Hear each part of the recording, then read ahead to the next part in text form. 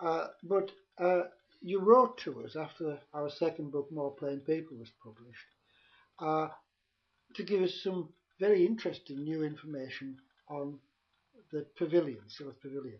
Now, you worked there as a lad, did you, or helped No, out there? no, it was my father that Ah, worked there.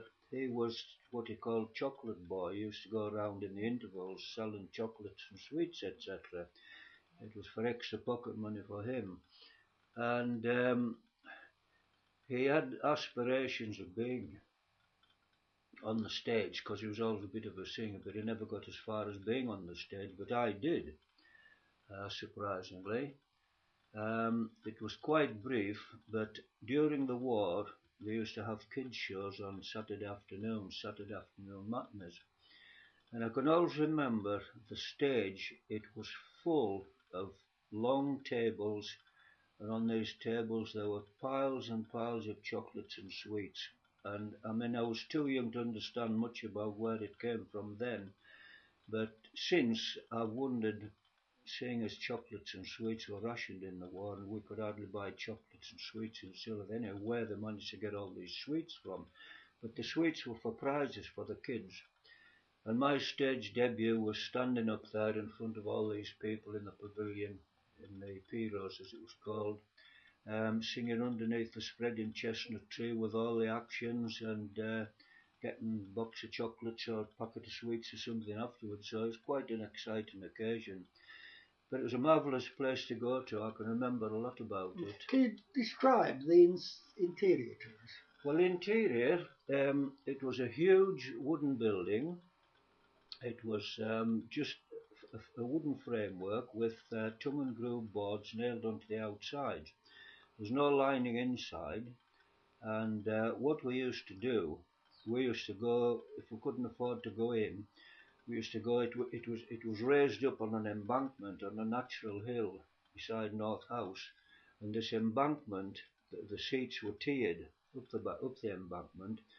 And right at the back, as I say, it was tongue and grooved outside, and there was no lining inside. So we found out if we cut through the boards and chiselled it out a bit, we could get a free show by looking through the back, out from the outside. So we used to get quite a lot of free shows there. Even, they used to come and stick putty or something in these holes, but we used to dig it out again and enjoy our looks. But um, what I remember of it, it was quite a comfortable place to be in, and it wasn't a cold building. I haven't a clue what sort of heating arrangements they had, but we used to go across there sometimes of an evening. This is when I was getting older a bit, and go for an evening performance. I've seen it was a screaming gale and blowing and raining outside, but inside it was quite cosy. But I had a good stage, dressing rooms at the back, and as I say, there's quite a lot of seats on the level and quite a lot of seats up this embankment. But there was some really good shows, local shows as well as these performers used to come around period. Well, every week there was a different show on.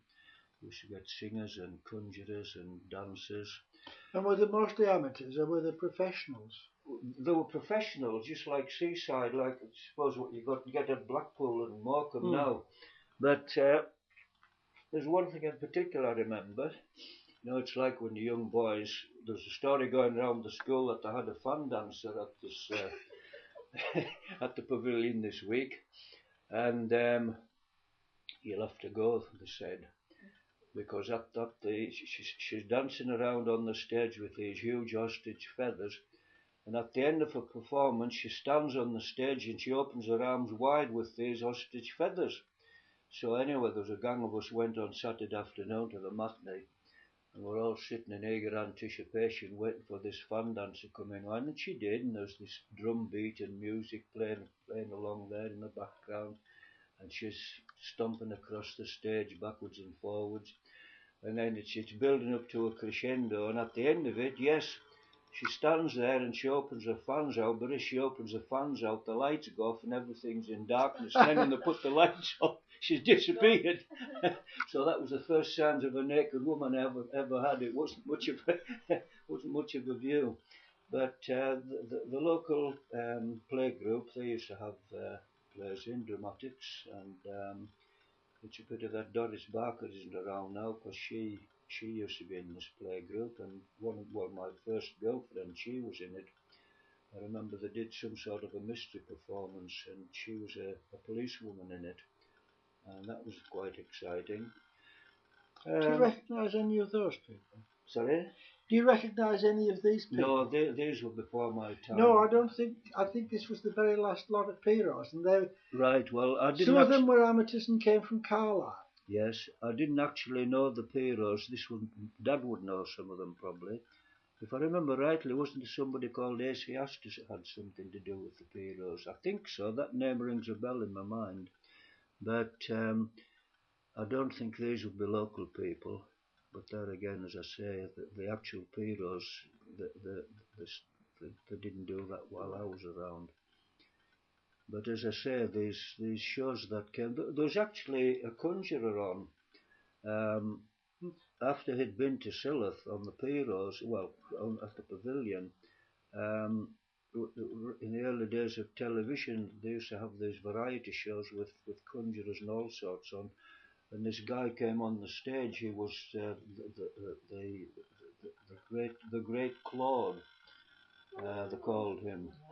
And he used to come on the stage with his tricks, and he used to have this girl assistant. She would come on and to the side, you know, where they put the stage boards up, announcing who was on. He used to do a trick, and she used to come and do the brilliant Claude or the great Claude, put a card on. Then he'd do this trick, and the trick it didn't come out right, so she brought this board, she put it on the great Claude, you know. Now, you had a personal connection again with the pavilion, but a bit later on. The pavilion, personal connection. Yes. Oh yes, of course. This is a big thing. As I say, the pavilion, it was made out of wooden framing and tongue and groove boards. I started to serve my time as a joiner with Tommy Underwood and Sons when I was 15-year-old. That was in 1950. And one of the first jobs we did was to dismantle the old pavilion, took it to bits, and we had to knock all the nails, etc., out of the boards, and we transported it, a lot of it, over to the caravan site, Stannick's caravan site at Little and we made 6 holiday homes with it.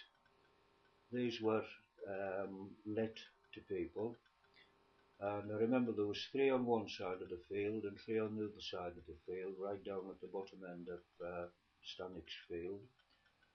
Next to what used to be the hospital bungalow where Betty Tiffin lives now, and Miss Dodds used to live there in those days, and she used to come out and bring us 10 o'clocks and things.